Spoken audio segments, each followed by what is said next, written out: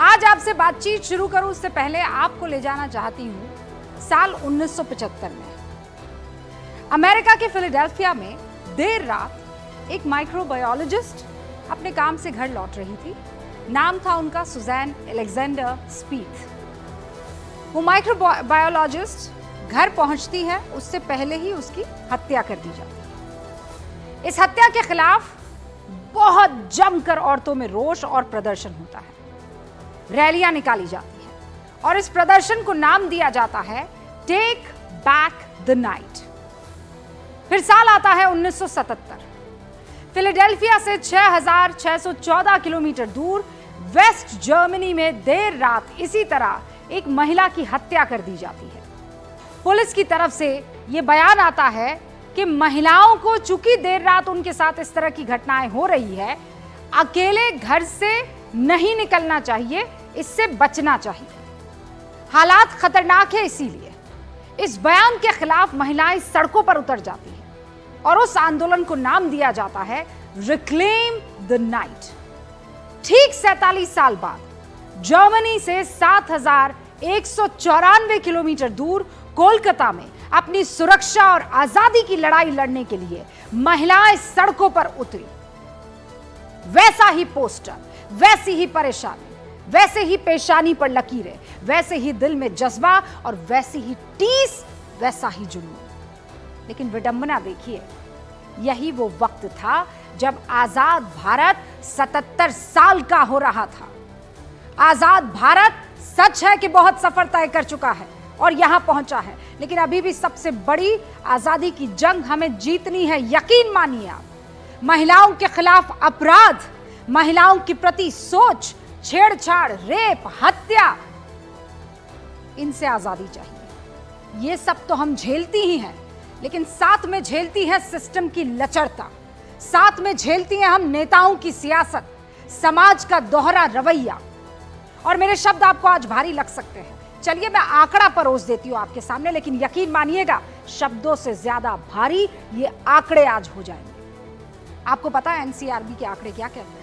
भारत में इस वक्त जब मैं आपसे बात कर रही हूं, औसतन हर रोज 86 रेप की घटनाएं होती है। यानी बंगाल में डॉक्टर बिटिया के साथ जो हुआ, इतने दिन बीत गए, न जाने कितनी और रेप की घटनाएं हो चुकी होंगी। ये सच्चाई है। जिस कोलकाता में महिला डॉक्टर की रेप और हत्या के बाद हंगामा हुआ सड़कों पर, उसी आंदोलन को कल कुछ गुंडों ने खत्म करने की भी कोशिश की। उसी कोलकाता में बीते कुछ महीने में रेप की 4 बड़ी वारदात हुई, आप जानते हैं। 9 अगस्त 2024 को आरजी कर अस्पताल में ट्रेनी डॉक्टर की रेप के बाद हत्या कर दी जाती है। 20 जुलाई 2024 को टॉलीगंज में महिला को नौकरी दिलाने के नाम पर रेप का मामला सामने आता है। फिर 4 जुलाई 2024 आनंदपुर में 3 युवकों की तरफ से युवती के ऊपर ये अत्याचार होते हैं कि मैं आपको बता नहीं सकती। गैंगरेप किया जाता है। 10 मार्च फिर 2024 को एक ट्रैवलर में युवती के साथ गैंगरेप कर दिया जाता है। भद्रलोक, यहां महिलाओं के खिलाफ जिस तरह के हालात इस वक्त इन दिनों बने हुए हैं, उसे आप कैसे बयां करेंगे? उसके बाद इस तरह की क्रांति नहीं होनी चाहिए थी, जमीन पर महिलाओं को नहीं उतरना चाहिए था। और अभी तो सिर्फ बंगाल की ये तस्वीर आप देख रहे हैं, पूरे देश भर में ऐसी ही तस्वीरें दिख रही हैं। तमाम डॉक्टर्स, महिला डॉक्टर्स जो हैं, वो अपने साथियों के साथ ऐसे मैदान पर उतर आई है, सड़कों पर उतर आई है और कह रही है, हम जिन्हें आप भगवान का दर्जा देते हैं, हम जो दिन रात एक करके आप सुखी रहें, स्वस्थ रहें, ये कामना भी करते हैं और उसके लिए मेहनत भी करते हैं। और हमारे साथ क्या होता है? असुरक्षा का भाव। महिला नेताओं की एक लंबी लिस्ट है बंगाल में, कल भी बता रही थी, लेकिन इस बार पीड़ित परिवार के लिए कॉलेज की छात्रों ने आवाज बुलंद की। दूसरी तरफ कोलकाता पुलिस कैसे झुंझुरा ले, ये देखिए आप तस्वीर। आंदोलन की वजह जो है उसे क्या करार दिया गया? Malicious media campaign. हम बंगाल पुलिस के खिलाफ एक कैंपेन चला रहे हैं। ये कोलकाता पुलिस के कमिश्नर विनीत गोयल के शब्द है, मेरे शब्द नहीं है। लेकिन गोयल साहब, आप ये नहीं बता पा रहे हैं कि 4 दिन की जांच के बाद भी कोलकाता पुलिस से क्यों नहीं ये जानकारी निकली कि डॉक्टर के साथ रेप हुआ था कि गैंग रेप हुआ था, जबकि ऑटोप्सी रिपोर्ट पढ़ने वाले जो डॉक्टर्स है वो साफ साफ कह रहे हैं कि गैंग रेप हो सकता है।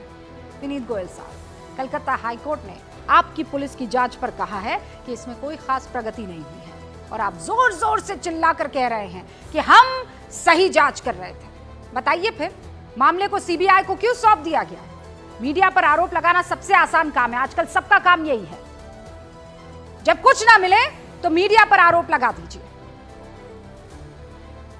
मीडिया पर आरोप लगाने से पहले कोलकाता पुलिस के कमिश्नर ये क्यों नहीं बताते हैं कि जहां इतनी बड़ी घटना हुई वहां 1000 लोगों की उग्र भीड़ अचानक कैसे पहुंच जाती है? पुलिस ने आरजी कर अस्पताल में सुरक्षा के इंतजाम क्यों नहीं किए? भीड़ तोड़फोड़ करती रही और कोलकाता पुलिस तमाशबीन क्यों बनी रही? दीजिए ना कमिश्नर साहब जवाब। कोलकाता पुलिस किसे बचा रही है, ये तो जांच के बाद सामने आएगा।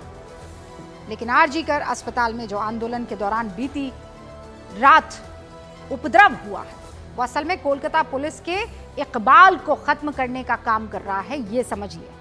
एक राज्य की राजधानी सीएम आवास से 5 किलोमीटर दूर सरकारी अस्पताल, वहां पर 500,000 गुंडे पहुंच जाते हैं, तोड़फोड़ करते हैं और पुलिस कुछ नहीं कर पाती।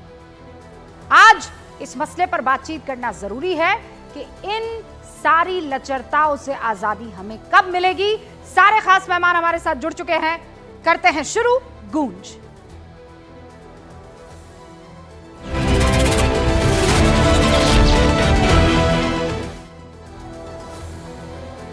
और इस वक्त हमारे साथ जो खास मेहमान जुड़े हैं उनसे आपका तारुफ करवा देना चाहती हूँ। सतीश के सिंह साहब यहाँ स्टूडियो में हमारे साथ मौजूद हैं, वरिष्ठ पत्रकार हैं, हमारे साथ बहुत सारे मुद्दों पर आज खुलकर बात रखने वाले हैं। और आपको ये बता दें कि हमारे साथ प्रियंका टिब्रेवाल भी जुड़ चुकी है, भारतीय जनता पार्टी की राष्ट्रीय प्रवक्ता हैं। और इस मसले पर बातचीत करने के लिए हमने एक महिला डॉक्टर को भी बुलाया है। वो इंटर्न नहीं है, जानी मानी इंटरनल मेडिसिन की डॉक्टर हैं, स्वाति महेश्वरी।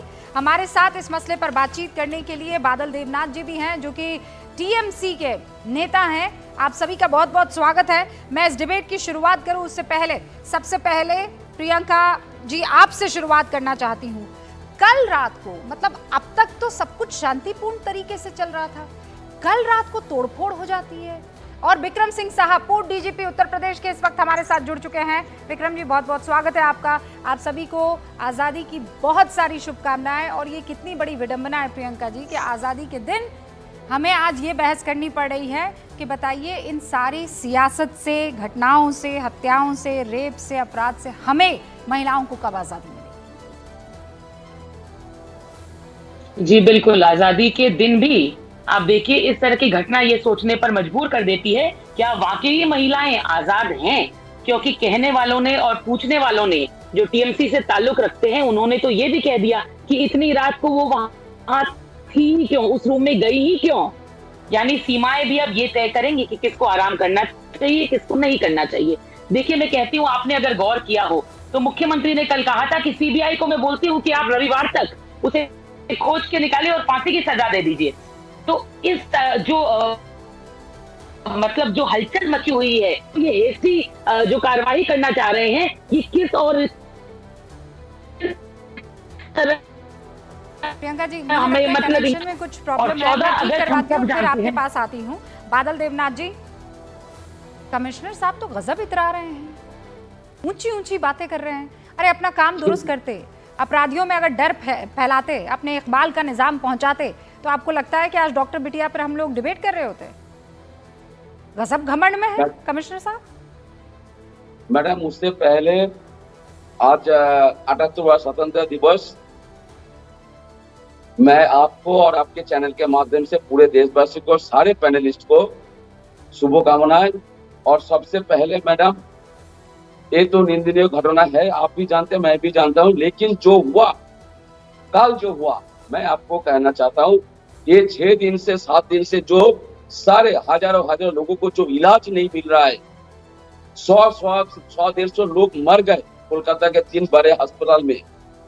और दूसरा बात है, ये जो लोग बाहर था, ये लोगों को गुस्सा इतना आ गया, उसके साथ जो लेफ्ट का जो जुबा जो संगठन है, छात्र संगठन है, और उसके साथ भाजपा के जो डॉक्टर्स कुछ लोग है, ये सारे लोग मिलके काल जो हमला किया, उसी का आंदोलन को पूरे बंगाल और बंगाली समाज का, ममता दीदी का, पूरे देश का जो बदनाम किया, ये हम सब निंदा करते हैं। और उसके बाद भी तुरंत 9-10 लोगों को गिरफ्तार भी किया है कलकत्ता पुलिस ने। और ममता दीदी बार बार ममता दीदी, लेकिन आप लोग ये नहीं बोलते, जो राज्यपाल आज ने विजिट किया वहां पर, वही राज्यपाल के खिलाफ सुप्रीम कोर्ट में एक महिला ने रेप के लिए केस किया, वो केस चल रहा है।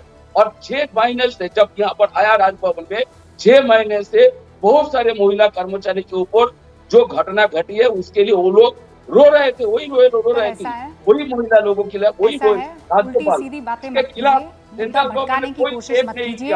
मैं आपको कायदे से सुनती रही, लेकिन मुझे लगता है मैं जितनी आपको आजादी दूंगी ना, आप उतना ही गलत ट्रैक पर जाते रहेंगे। बादल जी सुनिए, शांत हो जाइए। क्या कह रहे हैं आप कि आप जिसको गुस्सा आता है वो तोड़फोड़ कर सकता है? तो फिर महिलाओं को गुस्सा आ रहा है, रुकिए एक सेकंड, महिलाओं को गुस्सा आ रहा है तो क्या करें? वो फिर आजाद है वो हिंसा करने के लिए, आजाद है किसी के भी घर में घुस जाए और तोड़फोड़ कर दें? नहीं, क्या कहना चाह रहे हैं? नहीं हुआ, बदनाम किया, किसने बदनाम किया? और 2 सेकंड जो हुआ वो एक साजिश है, तृणमूल के गुंडों ने साजिश की सबूत मिटाने की, इसीलिए उसे अस्पताल के अंदर तोड़ताड़ इन्होंने की। आप बताइए, आप ये कह रहे हैं कि सारे अस्पतालों में इलाज नहीं हो रहा, इसलिए पेशेंट ने जाकर के वो हमला किया, तो आर्टिकल पे ही क्यों किया? देखिए इनका झूठ नहीं पकड़ा गया, एकदम सरासर झूठ बोल रहे हैं, ये सरासर झूठ बोल रहे हैं। एक महिला के साथ इतना अत्याचार होने के बाद ये इधर उधर की बात करते हैं, ये कहते हैं गवर्नर को पकड़ो। अरे आप ये बताइए ना, अरे आप इधर उधर की बात मानिए, ये बताइए काफिला क्यों लूटा, क्यों इस महिला के साथ ऐसी दुर्घटना हुई, और उसके बावजूद सबूत मिटाने की बराबर कोशिश आप करते जा रहे हैं, बारंबार आप ये काम कर रहे हैं। कल रात को 14 अगस्त की रात थी, जबकि सिक्योरिटी हाई रोड पर रहती है, उसके बाद हजारों लोग अस्पताल में घुस करके हमला करते हैं, आपकी पुलिस क्या कर रही थी? लोगों ने कर रहा था, अरे ये टीएमसी के गुंडे ही थे जो कल वहां सबूत मिटाने के लिए चले गए, क्योंकि इसके पीछे एक बड़ी साजिश चल रही है, इसके पीछे एक बड़ा, मैं आपको कहूं तो बड़ा शोर चल रहा है, और ये भी सामने आएगा। जो स्कैम उस प्रिंसिपल से जुड़ा हुआ है, जिसने अपना रेजिग्नेशन दिया और उसको तुरंत तबादला करके दूसरे कॉलेज में डाल दिया गया। देखिए आपने देखा है कि कट मनी सिंडिकेट जो है यहाँ बराबर चलती है, यहाँ पे भी ये जो डॉक्टर पढ़ाई करते हैं, ये जो डॉक्टर अपनी पीएचडी करते हैं, इनसे एक स्कैम चल रहा है, और ये स्कैम सामने आएगा कि क्यों इस डॉक्टर की जान गई, ऐसे कौन से जो इससे बदला लेना चाहते थे, ऐसा क्या था जो ये बाहर निकालने वाली थी, क्योंकि ये पहला इंसिडेंट नहीं है। 2021 में भी एक डॉक्टर लेडी डॉक्टर जिसको इन्होंने प्रियंका ट्रिब्यूनल, आप मुझे ये बताइए कि अब तो सीबीआई के हाथों में है ना केस? मैंने तो सर एक सेकंड बादल जी, मैंने प्रियंका जी सीबीआई के बहुत सारे केसेस देखे हैं, चाहे वो राजपूत का केस हो, चाहे वो आरुषि का केस हो, चाहे वो ऐसे दर्जनों केस हो। मैं तो अब इस बात को लेकर चिंतित हूं कि कभी हम ये जान भी पाएंगे कि उस डॉक्टर बच्ची के साथ हुआ तो हुआ क्या, क्योंकि पूरा सिस्टम, मैं कह रही हूँ ए टू जेड प्रियंका, मामला इतना पेचीदा है, चाहे वो एजेंसी को लेकर हो, अब तो सबूत सारे के सारे खत्म हो गए होंगे, करते रहिए, कितनी जांच कर लेंगे आप? तारुफ रखती हूँ, आपकी बात से पूरा तारुफ रखती हूँ, और सीबीआई को मैं कहती हूँ कि बिल्कुल इसकी जांच करके जो भी हुआ वो सामने लेकर के आए। मैं किसी एजेंसी को सपोर्ट पता नहीं। डीजीपी विक्रम सिंह साहब यहाँ पर मौजूद है। विक्रम सिंह साहब, आप तो आरुषि के टाइम पे भी मेरे साथ थे, साल बदल गए, दिन बदल गए, मैं तो चैनल भी बदल चुकी हूँ, लेकिन ये टॉपिक नहीं बदला है, आज भी उसी पर हमें बदकिस्मती से डिस्कशन करना पड़ रहा है। जो नहीं बदला है वो महिला असुरक्षा का। मैं प्रणाम करता हूं अपने राजनीतिक मित्रों को, बहुत सीख के जा रहा हूं। मैं चाहता हूं मृतिका के एक एक घाव का जरा पहले जवाब ले ले, बाद में पार्टी के ऊपर आरोप प्रत्यारोप करेंगे। जो घाव मृतिका के हैं थायराइड कार्टिलेज ब्रोकन, मतलब गला इतनी कस के दबाया गया कि थायराइड कार्टिलेज टूट गया। जेनाइटल 4 पन्ने में जेनाइटल टॉर्चर, यानी जिस पाशविक तरीके से बलात्कार किया गया वो ऐसा मालूम पड़ता है जैसे कोई राक्षस ने किया हो। तीसरी चीज, उसके चेहरे को दीवार से इतनी जोर से मारा गया कि उसके नाक, गाल दोनों आंखें टूटी, चश्मा टूटा हुआ, पैर ऐसे होते समानांतर और पैर 90 डिग्रीज पे आ गए। अब इससे ज्यादा पाशविक में हम कहें भाजपा और टीएमसी, ये बात नहीं है। मैं दोषी मानता हूं वहां के प्रिंसिपल को, जो कि पूरी तरीके से भ्रष्टाचार में संलिप्त है। वहां का सुप्रीटेंडेंट कहता है ये हर चीज में पैसा लेता था, अख्तर अली नाम है। और ये डॉक्टर संदीप घोष जो है, ये प्रिंसिपल, ये क्वार्टर अलॉटमेंट में पैसा लेता था, दवा की स्मगलिंग में पैसा लेता था, ये मास्क देने में पैसा लेता था। ये मेरी वो है। और इतना पाशविक जिस तरीके से उसने लाश को छुपाया और लाश को सील करके 12 घंटे के बाद माता पिता को सुपुर्द किया, क्योंकि लाश जिस हालत में थी कोई देख नहीं सकता था। आनंद फानंद में उसका अंतिम संस्कार किया। क्यों किया? जिससे कि अगर लाश के बारे में जो बेहुरमती उस लाश की हुई थी, अगर उसके एक एक घाव का हिसाब दें तो आप 10 शो भी कम पड़ जाएंगे। वो इंसाफ मांग रही है डॉक्टर, उसके माता पिता इंसाफ मांग रहे हैं। मैं कह नहीं सकता हूं 151 मिलीग्राम, अगर मुझे क्षमा करना, मेरी बच्ची सीमेन अगर मिला है उसके गुप्तांग से, तो एक व्यक्ति का नहीं हो सकता। कितने व्यक्ति होंगे? डॉक्टर माहेश्वरी बताएंगे इसको। और इसके बाद हम आरोप प्रत्यारोप कर रहे हैं इस भ्रष्टाचार। और आपने क्या यही नहीं किया, आपने हटाया और तुरंत उसको और बड़े मेडिकल कॉलेज में सीएनएमसी में आपने प्रिंसिपल बना दिया, क्योंकि आपके अंदर सामर्थ्य नहीं है कि आप उसके ऊपर कार्रवाई कर सके। आप बराबर के हिस्सेदार हैं उसके लूट तंत्र में। और सर और कुछ बता विक्रम जी, आप ये सारी बातें बता रहे हैं, इस बीच एक बड़ी खबर आई है। आईएमए की तरफ से एक बहुत बड़ी बैठक इस वक्त चल रही है जब हम बातचीत कर रहे हैं। इंडियन मेडिकल एसोसिएशन की तरफ से सतीश के सिंह साहब बैठक बुलाई गई है और ये बैठक आपात बैठक है, यानी इमरजेंसी मीटिंग, अर्जेंटली बुलाई गई है ये बैठक। और इसमें बहुत बड़े बड़े डिसीजन लिए जाएंगे। आरजी कर अस्पताल में तोड़फोड़ पर आईएमए ने ये बैठक बुलाई है। लेकिन अब सवाल इस बात को लेकर आ रहा है कि जहां जहां देखिए, सतीश के सिंह साहब, आपकी तो अपनी बिटिया एक डॉक्टर है, आप एक पिता हैं, रात को जब उसकी ड्यूटी लगेगी तो कलेजा पसीजेगा कि नहीं पसीजेगा? रुबका जी, मैं इस बात का जिक्र नहीं करना चाहता था, लेकिन आप जब ने कर दिया तो मैं खुद अपनी आंखों से उसको रात की ड्यूटी में अकेले एक कमरे में कैद होकर देखा है। और सारी बत्तियां आधी बुझी हुई, आधी जली हुई, तो आप समझ सकते हैं कि क्या गुजर सकता है। वो लोग भी जिस अस्पताल में है, वो नाम नहीं लेना चाहता हूं, वो लोग भी ध्यानाकर्षण प्रोटेस्ट कर रहे हैं। लेकिन ये बात हमें निजी नहीं करके मैं दूसरी बात करना चाहता हूं। ममता बनर्जी इस वक्त देश के शासन पर कलंक है। ममता बनर्जी के खिलाफ कम से कम उनकी सरकार को बर्खास्त करना चाहिए। इसलिए नहीं कि ये रेप की घटना और मारने की घटना हुई, ये तो होता है और नहीं होना चाहिए, वाकई सच है। लेकिन जिस प्रकार से लीपापोती की गई, जिस प्रकार से प्रिंसिपल को इधर से उधर किया गया, जिस प्रकार से जब आजादी 1947 में आधी रात को मिली थी, कल आधी रात को उसी जगह पे गुंडों ने हमला किया और ये बेशरम आदमी बादल बेवनाथ, क्या नाम है इनका, ये आके डिफेंस कर रहे हैं। इनके खिलाफ कार्रवाई करो, इनको बुलाते काय के लिए हो? ये लोग जगह, ये चेहरे से ही लगते हैं ये क्रिमिनल कॉन्स्पिरेसी के लोग हैं। ये बताइए, ये ममता बनर्जी औरत के नाम पे कलंक है? क्यों नहीं सरकार, भारत सरकार को 200 सुनिए 355 255 में गवर्नर ने आज कहा है कि सरकार वहां है ही बेकार है, सरकार ये गलत है। तो सरकार को भंग करना चाहिए। कुछ भी लाज शर्म बची है, कुछ भी उत्तरदायित्व है तो उनको इस्तीफा तो कम से कम देना ही चाहिए। मैं सारी बातें समझ रही। बादल देवनाथ जी रुकिए ना, रुकिए सर, रुकिए। ये बड़बड़ खाली बोलते रहेंगे, कुछ है बोलने के लिए। बादल देवनाथ जी के बारे में इस तरीके की टिप्पणी से आपको बचना चाहिए। वो एक पार्टी को जरूर रिप्रेजेंट कर रहे हैं, लेकिन आदमी बड़े शरीफ हैं। ये उनकी शरीफ वाली बात बोले ना, आप पर्सनल अटैक मत कीजिए ना। शरीफ वाली बात बोले। आप कह रहे हैं कि वो जो है ये गुंडे आए थे कल रात में हमला करने के लिए, तो आपकी सरकार क्या कर रही थी? आप इस पर जवाब दीजिए। बेशरम आदमी कौन है? बादल देवनाथ जी, आप उसका जवाब दीजिए ना। आप समझिए, आप भावना को नहीं समझ रहे बादल देवनाथ जी। ये क्रिमिनल कॉन्स्पिरेसी है डरने का। अगर गुंडों का समर्थन करेंगे तो कोई भी बिटिया का बाप इस वक्त जैसे सतीश केसिंग आपको नजर आ रहा है वैसे ही नजर आएगा।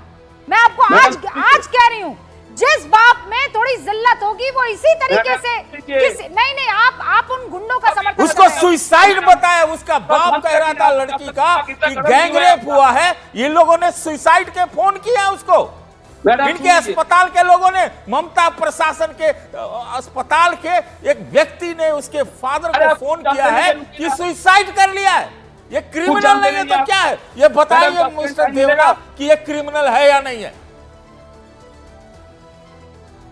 मैडम 10 सेकंड मिलेगा कि नहीं मिलेगा? हाँ मिलेगा, सब मौका मिलेगा आपको, बहुत समय मिल गया। ये निर्भया मोमेंट है ममता बनर्जी का कलकत्ता में, निर्भया मोमेंट जो शीला दीक्षित का यहाँ हुआ था, ये बोल दे रहा हूँ आपको। मैं बता देती हूँ ये कौन है। जब आप न्यूज का क पढ़ रहे थे ना, तब ये एक बड़ा न्यूज चैनल चला रहे थे बादल देवनाथ। मैं इतना आपको समझा देती हूँ कि बहुत वरिष्ठ पत्रकार, ठीक है। अरे कम से कम झंडा तो घर में लेकर रख के आते, झंडवा तो घर में रख के आते। एक सिविलियन की तरह बात करिए, मैं डिबेट करूंगा, एक सिविलियन की तरह बात करिए। जो भी है व्यक्तिगत आक्रमण, झंडा दाहिने रखिए, झंडा उतारिए। आप लोग के सर पे कलंक है, माथे पे कलंक है। कुछ भी लाज शर्म हया है तो सब पीड़िता के पक्ष में बोलो। क्यों ठगने का काम किया तुमने? मैं मैडम इसके आंसर नहीं दूंगा, मैं ऐसे में आंसर नहीं दूंगा। क्यों नहीं देंगे सर? देने लायक भी नहीं। नहीं, यही गुस्सा ममता बनर्जी को हाथरस पर आया था कि नहीं आया था? बताइए। यही गुस्सा महुआ मोइत्रा को, बाकी महिलाओं के साथ जो अपराध हो रहे थे अलग अलग स्टेट में, गुस्सा आया था कि नहीं आया था? बादल देवनाथ जी जवाब दीजिए ना, भागिए मत। ये क्या बात है? आप ही दोनों बोल रहे हैं। नहीं तो बोलेंगे, सवाल तो पूछेंगे ना। आप बोलिए, आप तफसील से बोलिए। मैडम मैं आपको एक बात कहना हूँ, सारी बात नहीं कहूंगा। कलकत्ता के अंदर, पूरे देश के अंदर कितने जूनियर डॉक्टर ने आंदोलन करे, एक इसके साथ कोई सीनियर डॉक्टर क्यों नहीं है? आप एक बार सोचिए, जूनियर डॉक्टर क्यों नहीं है? क्या एक लाइन मेरा और सुन लीजिए। ममता बनर्जी कर रही है कि विपक्षी पार्टी बांग्लादेश बना रही है। हम तो कहते हैं कि ममता बनर्जी ने बंगाल को बांग्लादेश बना दिया। लेकिन यही आदमी को पूछिए, जब राज्यपाल के खिलाफ रेप का केस होता है सुप्रीम कोर्ट में, ममता बनर्जी के खिलाफ ऐसा कोई केस नहीं है। उनका बात छोड़िए, ममता बनर्जी बहुत बड़ा, जो तो भगवान के गॉड गिफ्टेड है। ममता बनर्जी जैसा लीडर आपको कब नहीं मिलेगा।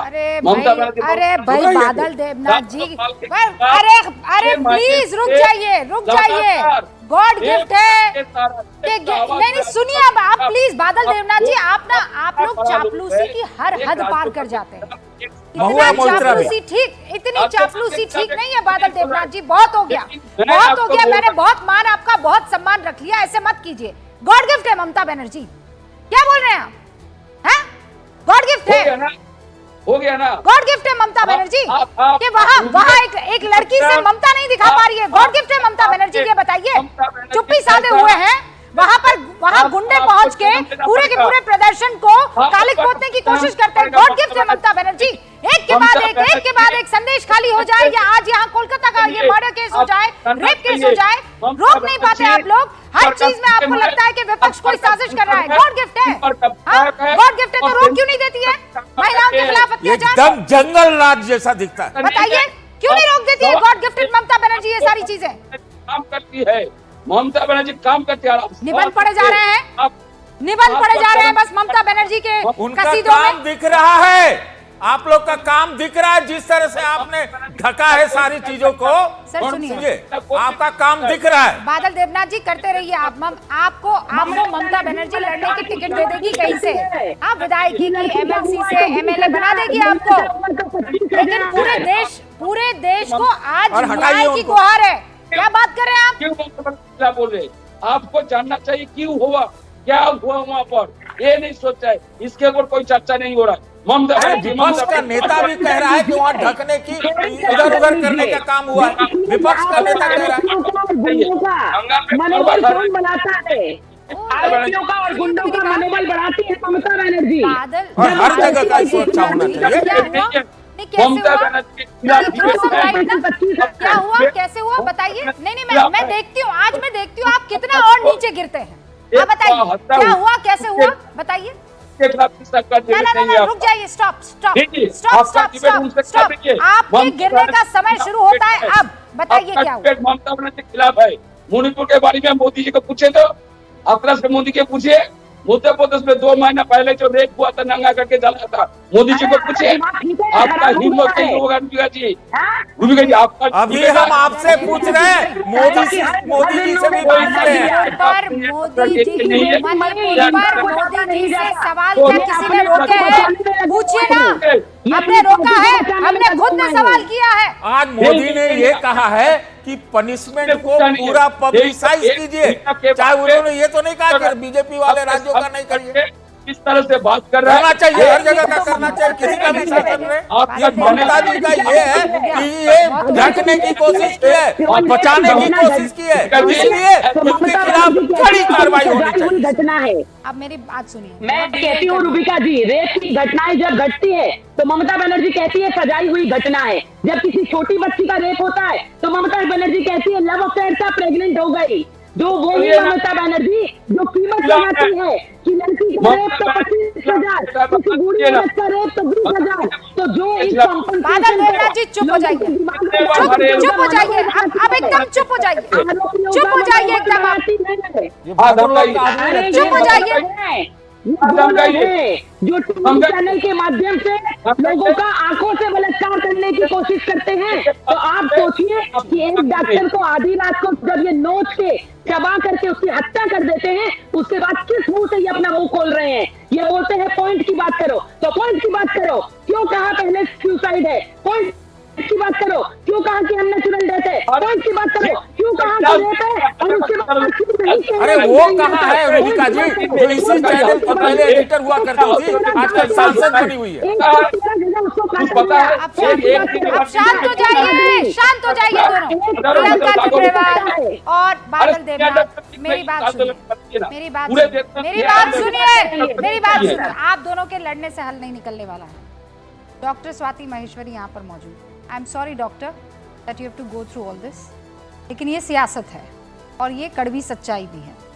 मैंने आपको स्पेशली यहाँ पर आज इसलिए इनवाइट किया है कि सिर्फ डॉक्टरों को लेकर नहीं, एक महिला को, और आप तो साइकोलॉजी भी समझती हैं, क्या कभी भी इस पर अंकुश लग सकता है कि रेप की घटनाएं अब ना सुनने को मिले? ये नहीं हो सकता, राइट? तो कम तो हो सकता है, कैसे होगा? क्या करें हम महिलाएं, क्या करें, हमें बता दिया जाए।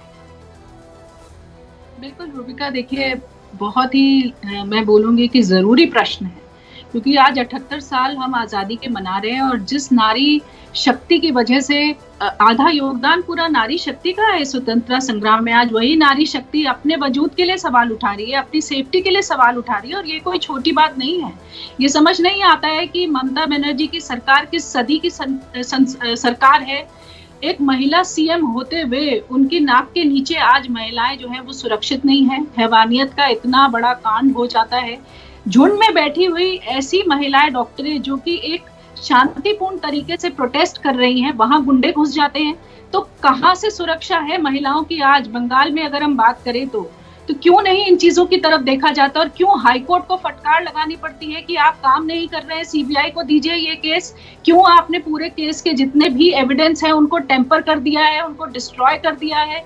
क्यों जो बच्ची है उसको उसका जस्टिस नहीं मिल रहा है? उसके माँ बाप के अगर आप वीडियोस देखें रूबिका, उनके एक पड़ोसी का वीडियो है, झकझोर के रख देता है वो आपको कि किस तरह से माँ बाप किस कष्ट। और डॉक्टर महेश्वरी, अभी जो विक्रम जी कह रहे थे कि उस बच्ची के साथ जो बताया जा रहा है उससे कहीं ज्यादा खतरनाक कृत्य किया गया होगा। अगर उन्होंने 150 ml सीमेन की बात की है, लेकिन कह रहे हैं कि उतना फ्लूइड जो है उनके गुप्तांग में मिला है। अब मुझे इसका मतलब मैं चाहती हूँ कि आप समझाएं दर्शकों को कि जो ऑटोप्सी रिपोर्ट बताती है क्या इस तरफ इशारा कर रही है कि ये गैंगरेप हो सकता है? और इतना फ्लूइड मिलना, इसका मतलब तो उसका मतलब तो ये है। हाँ, नहीं, पिता भी और डॉक्टर भी ये कह रहे हैं। स्वाति, अगर आपने पढ़ा हो, विक्रम जी बस मैं ये उत्तर लेकर और आपका रुख कर रही हूँ। बिल्कुल, देखिए सही बात है। जिस तरह की ऑटोप्सी रिपोर्ट है उससे बहुत सारे ऐसे तथ्य उजागर हो रहे हैं जो रोज रोज हमें शॉक कर रहे हैं कि आखिर ये हो क्या रहा था बच्ची के साथ और कितने लोग इसमें संलिप्त हैं, ये अभी कहा नहीं जा सकता है रूबिका। और एज अ डॉक्टर रूबिका, मैं आपको ये बात बोलूंगी कि जो ये आज डिमांड महिला डॉक्टर्स रख रही है, ये बहुत ही वाजिब डिमांड है। एज अ डॉक्टर मैंने खुद इस चीज को भुगता है कि जब हम लोग रात को नाइट ड्यूटी करते थे, एक वार्ड से दूसरे वार्ड जाने में हमें डर लगता था। और मैं इस बात को दावे के साथ कह सकती हूँ कि भारत की कोई भी महिला डॉक्टर आज ये बात कहने से इनकार नहीं करेगी कि जब हम लोग रेजिडेंट होते हैं, जब हम लोग नाइट ड्यूटीज करते हैं, तो हम लोग वो डर को महसूस करते हैं। पिए हुए लोग हॉस्पिटल्स के अंदर घूमते हैं, हॉस्पिटल के अंदर सन्नाटा होता है, रात को कुत्ते घूम रहे होते हैं, और आप जब एक वार्ड से दूसरे वार्ड जाते हैं, आपको डर लगता है कि आपके साथ कुछ भी हो सकता है। तो आज इस पे अगर हम लोग डिमांड उठा रहे हैं, अगर महिलाएं डॉक्टर ये बोल रही हैं कि हमारी सुरक्षा होनी चाहिए, तो इसमें क्या गलत है? जहां पर वो काम करते हैं वहां पर अगर वो सुरक्षित नहीं महसूस करेंगे तो वो कैसे जीवन बचाएंगे और लोगों के? आप मैं एक बात कहूँ रूबिका, अगर आप इजाजत दें तो देखिए, देखिए, अगर इतना है तो आप नाइट ड्यूटी लगाना महिलाओं का बंद करिए, डॉक्टरों का, नर्सिंग स्टाफ का। ये लेकिन कोई जवाब नहीं है तो आप बाउंसर दीजिए, पुलिस का। सतीश जी ये मत कीजिए, हमसे हमारा हक मत छीनिए। नहीं, हक नहीं बोला, नहीं, रात और दिन और ये हमसे मत छीनिए, प्लीज मत कीजिए। आपको क्या मैं असुरक्षित छोड़ दूं तो आप वो पुलिस का लेकिन ये अरे बाउंसर दीजिए, आप उन अपराधियों पर दीजिए, आप उन अपराधियों पर लगाम लगाइए, दोनों करिए, आप हमारे काम पर क्यों ताला लगाएंगे? दोनों करिए, क्यों हमारे रात पर पहरे नहीं, आपके ऊपर नहीं कर रहे, मैं कह रहा हूँ दोनों करिए। मैं कह रही हूँ इन शराबियों से बोलिए ना ये घर पर बैठे रहे, इनको कौन कह रहा है बाहर सड़क पर निकलने के लिए? क्यों हमारी नाइट ड्यूटी ना लगे? फिर ऐसा होगा कि लड़कियां चप्पे पर सीसीटीवी लगाइए, जो काम करना वो करिए। तभी तो लेकिन ये बात ये बंगाल के केस में रूबिका ये नहीं है, वहाँ तो लीपा पोती ढकने का काम किया गया है। आप ये मत कहिए कि हमारी आजादी हमसे छीन ले, नहीं, हम काम ना करें, हम घर ना जाए, हम छोटी स्कर्ट ना पहने, अरे हम आपकी आजादी कैसे?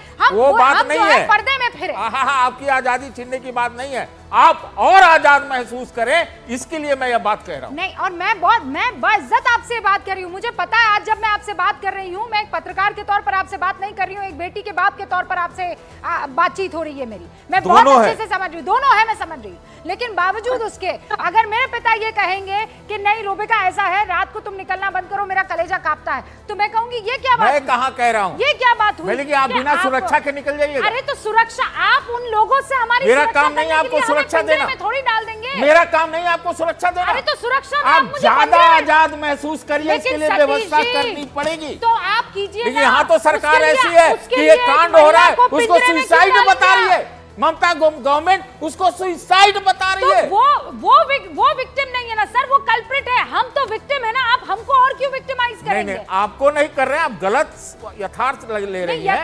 मैं कह रहा हूँ आप और आजाद महसूस करिए। मैं कह रही हूँ आप नाइट ड्यूटी, मैंने नहीं कहा कि नाइट ड्यूटी तब तक जब तक आप गड़बड़ कर रहे हैं, कोई सुरक्षा नहीं है, तब तक बंद करिए। नहीं, ये तब तक भी नहीं चाहिए भाई मुझे, वो तब तक तो पता नहीं कभी नहीं आएगा विक्रम सिंह साहब। भाई सुरक्षा देके करो ना भाई, नाइट ड्यूटी आपको पता है डॉक्टरों की ड्यूटी अच्छा कितनी नहीं, मुझे सब पता है सर, मुझे सब पता है। आप जो कह रहे हैं ये 48 घंटे की 24 घंटे की ड्यूटी लगती है। मुझे पता है सर कि किस तरीके के हालात में वो रहते हैं, वो सो भी रहे होते हैं तब उनको जग के रहना पड़ता है, कभी भी किसी भी स्थिति में।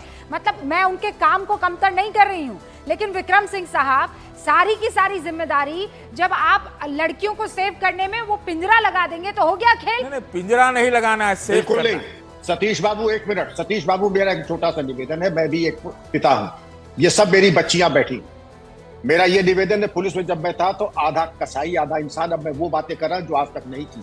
हम अगर अपने पे आ जाएं, ये किसी की हिम्मत नहीं होगी कि आप बच्चियों की तरफ आंख उठा के देख ले। और मुझे मालूम है उनका केमिकल कास्ट्रेशन एक होती सजा, वो तो मैं नहीं कर सकता हूं कानूनन, लेकिन जो मैं कर सकता हूं वो जब कर देता था, किसी की हिम्मत नहीं होती थी कि बच्चों की तरफ आंख उठा के देख। आप भूल लीजिए, ऐसा कहर आता था कि आशिक इश्क भूल जाते थे। अब हम बात आते हैं संजय रॉय जो आरोपी है, ये जन्म का आवारा लफंगा, रेड लाइट एरिया का जाने वाला, और इसके मोबाइल फोन में पोर्नोग्राफिक वो मिले हैं, लिटरेचर मिला है।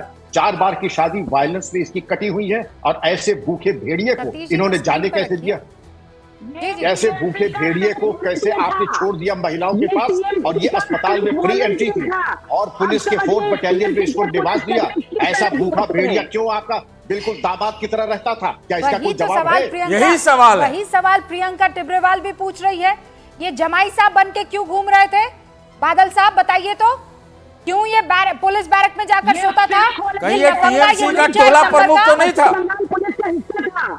मैडम, प्रिंसिपल साहब थे, सतीश बाबू प्रिंसिपल है टीएमसी का। एक लाइन बोल दूंगा सुना, जैसे जूनियर डॉक्टर काम बंद कर दिया, ऐसे सीनियर सारे देश में सीनियर डॉक्टर काम बंद कर देगी, सारे सीनियर डॉक्टर काम बंद कर देगी, प्रॉब्लम और हो जाएगा। एक लाइन बोल दूंगा, दिमाग इनका ठिकाने पर है नहीं। सीनियर डॉक्टर, जूनियर डॉक्टर, आप अपनी पूरा बात गड़बड़ हो करिए, जाएगा, आप अपनी बात करिए कि पूरा क्यों सिस्टम आपने गड़बड़ हो जाएगा मैडम, कोई स्टेप नहीं लिया। आप पूरा ये बताइए सिस्टम क्यों गड़बड़ हो जाएगा। इस अभी नतीजे पर हजारों नहीं लोग पहुंची कि गैंगरेप था। आप काम ये में तो नहीं जा रहा है। बताइए ना, जब किसी वो के शरीर पर आंदोलन कपड़ा कर रहा है। नहीं था, उसके शरीर की ये हालत थी, उसके बावजूद किस बेसिस पर आपने कहा कि ये सुसाइड है? कोई महिला अपने शरीर के साथ इस तरह का अत्याचार करके नंगी होकर के सुसाइड करती है? किस बेसिस पर ये सब कहा था? देखिए, मैं आपसे साफ कहती हूँ मैं समझ कि ये रही जो हूँ। घटना है, इसके हाँ। पीछे एक रैकेट प्रियंका जी, इन्वॉल्व है। रिमझिम सिन्हा हमारे साथ जुड़ चुकी हैं। आप जानती हैं रिमझिम सिन्हा कौन है? मैं दर्शकों को बता देना चाहती हूँ, ये वो लड़की है जिसे इस बात का यकीन नहीं था, लेकिन वो अपने पर यकीन करती थी। ये जो रिक्लेम द नाइट, आपने कल रात की जो घटना देखी है कि सारी महिलाएं आई और उन्होंने कहा देखो हमें अपनी लड़ाई खुद लड़नी होगी, वो आह्वान करने वाली रिमझिम थी। और अभी न्यूज़ 18 इंडिया के साथ है रिमझिम। सबसे पहले तो अगर यहाँ स्टूडियो में होती तो मैं कस के गले लगा देती और हाथ चूमती, माथा चूमती और ये कहती कि तुम जैसी बेटी अगर इस देश में होगी तो बेटियों को ताकत ही मिलेगी, हिम्मत और जज्बा ही मिलेगा। तो थैंक यू वेरी मच। लेकिन मैं उस शुरुआत, सफर की शुरुआत को समझना चाहती हूँ। ये हुआ तो कैसे हुआ, किया तो कैसे किया, और फिर मैं इस दास्ता को आगे बढ़ाऊंगी। पहले तो देखिए, आरजीकर की जो केस आई थी उसमें प्रिंसिपल ने कहा था कि वो लड़की इतनी रात को क्यों सेमिनार रूम में पाई गई, वो क्यों वहाँ पे गई थी। इस तरह की ब्लेमिंग चली, विक्टिम ब्लेमिंग चली, जैसा हम हर एक केस के बाद देखते हैं। हमेशा ही ऐसा कहने की कोशिश की जाती है कि जिनके साथ घटना घटी है उन्हीं का दोष है, उन्होंने कुछ किया होगा, उन्होंने ऐसा कुछ कपड़ा पहना होगा या कहीं निकली होंगी या कुछ किया होगा जिस वजह से उनके साथ एक क्रिमिनल केस हुआ है। तो उस चीज को सुनकर और बार बार ऐसी चीजें आने की वजह से ऐसा लगा था कि अब बस हो चुका है। तो 15 अगस्त को मायने रखते हुए, स्वाधीनता दिवस को मायने रखते हुए हमने ये ठान लिया था कि मेरी जो स्वाधीनता है, एज अ वुमन जो इंडिपेंडेंस मुझे चाहिए, वो सेलिब्रेट करने के लिए मैं रात को रहूंगी। और उसी चीज का मैंने कॉल दिया था। तब मैंने एक्सपेक्ट नहीं किया था कि इतनी अच्छी रिस्पांस मिलेगी, पर अभी तो बहुत ही ज्यादा रिस्पांस मिल रही है और बहुत ओवरवेल्म्ड हूँ मैं उस रिस्पांस से। और मैं चाहती हूँ कि इस रिस्पांस को एक स्टेप समझकर एक कंस्ट्रक्टिव सिचुएशन की तरफ अब जा सके, कंस्ट्रक्टिव सॉल्यूशंस मांग सके और उसी के कुछ डिमांड्स फ्रेम करने की कोशिश कर रहे हैं इस वक्त। ओके, मैं बस यहाँ कुछ